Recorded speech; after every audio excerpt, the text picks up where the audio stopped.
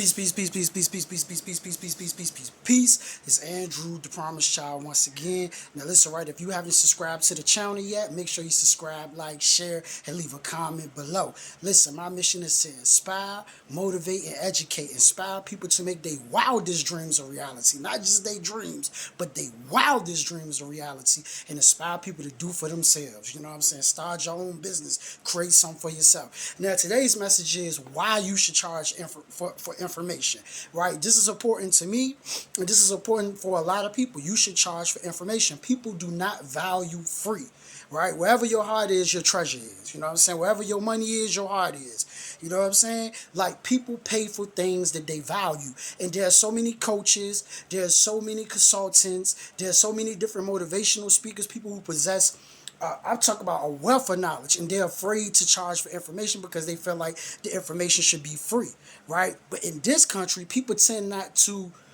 appreciate or value free. You give somebody something free, you say, hey, this is how you build your YouTube channel, this is how you build your Instagram channel, this is how you do this is how you do that, and you say all this for free, right? That joint go in one end, go out the other. It's like they didn't even pay no attention to you, right? They're not emotionally invested into what you told them.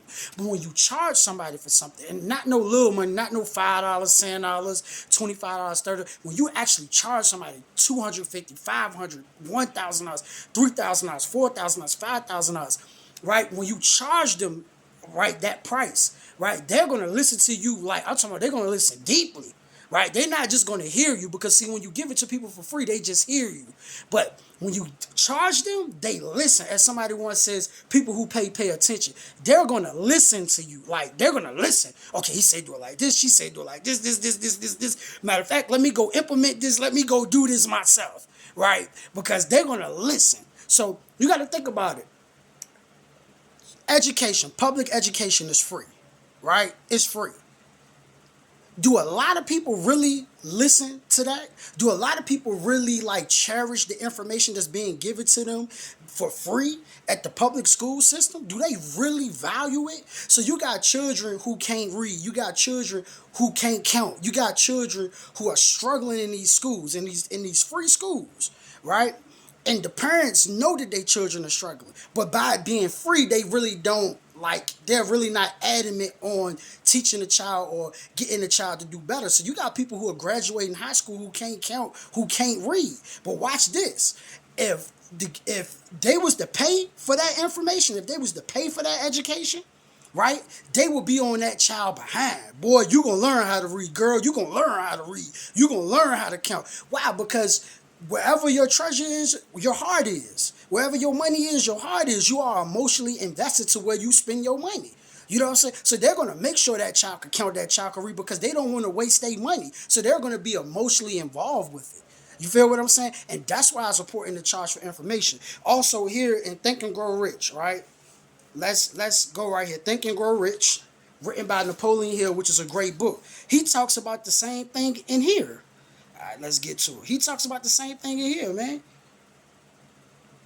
You gotta pay. You gotta pay. So, all right, we're gonna start right here, page 91, right? Underneath specialized knowledge on page 91, Think and Grow Rich. So this is where we're gonna start from. So he says right here, I learned this from experience. More than 25 years ago, I enrolled for a home study course in advertising, right? After completing 8 or 10 lessons, I stopped studying. But the school did not stop sending me bills. Moreover, it insisted upon payment, whether I kept up my studies or not. I decided that if I had to pay for the course, which I had legally obligated myself to do, I should complete the lessons and get my money's worth. I felt at the time that the collection system of the school was somewhat too well organized, but I learned later in life that it was a valuable part of my training for which no charge had been made. Being forced to pay, I went ahead and completed the course later in life. I discovered that the efficient collection system of that school had been worth much in the form of money earned because of the training in advertising I had so reluctantly taken. we have in this country what is said to be the greatest public school system in the world, right? We have invested fabulous sums for fine buildings. We have provided convenient transportation for children living in the rural districts so they may attend the best schools. But there's one astounding weakness to this marvelous system: it is free. One of the strange things about human beings is that they value only that which has a price. The free schools of America and the free public libraries do not impress people because they are free. This is the major reason why so many people find it necessary to acquire additional training after they quit school and go to work. It is also one of the major reasons why employers give greater consideration to employees who take home study courses. They have learned from experience that any person who has the ambition to give up a part of his spare time to studying at home in him those qualities which make for leadership. This recognition is not a charitable gesture. It is sound business judgment upon the part of the employees, right? So when you pay, when you pay for something, you're gonna value it and you're gonna look into it and you're gonna go deeper into it. As he said, he like, yo, he didn't want to continue to attend the school, but by him having to pay for it, he went back and he learned as much as he could learn because he had to pay for it. You know what I'm saying? They charged him for it. You feel what I'm saying? So to my coaches, to my speakers, do not be afraid to charge, because people who pay attention. People who value the information, they will pay for it. Also, by them paying that high price or paying for it, they will actually pursue it. They would actually learn it. They would like, so if you charge somebody for mindset and you teach somebody mindset and you charge them for that, right? They would actually take the time to change their mindset. They would actually take the time to implement all the things that you taught them about their mind, and they would actually go on their own and learn more. Like, yo, I took this course, I paid $5,000 for it, I paid $10,000 for it, I paid $1,000 for it. Yo, I'm going to actually take control of my mind. So people don't value free. They don't value free. They don't take care of free.